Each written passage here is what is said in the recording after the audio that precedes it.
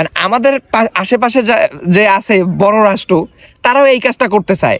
আগে এই পাশের রাষ্ট্রে দুর্বল বানাইতে চায়, তাদেরকে গোলাম বানাইতে চায়, গোলামে পরিণত করে এরপর তারা যেই রকম মঞ্চ ওই রকম চারটা পুইটা খাবে, ওই রকম কলোনাইজ করবে, যেই রকম ব্রিটিশরা করছে, এখন আমেরিকা করতেছে, সারা পৃথিবীরে কলোনাইজ করতেছে, ঠিক আছে, এবং সম্পদগুলো সব চারটা পুইটা খাইতেছে। ঠিক ওইভাবে এই যে মনে করেন আমাদের পাশে যে রাষ্ট্র আছে না, তাদেরও স্বপ্ন ওইভাবে কলোনাইজ করা আমাদেরকে।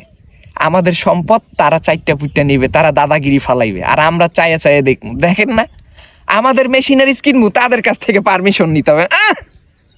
আইসে আমার ওনাদের কাছ থেকে পারমিশন নিতে হবে। চিন্তা করছেন এইবার? অতএব আমাদেরকে দেশপ্রেমিক হয়ে ঐক্যবদ্ধ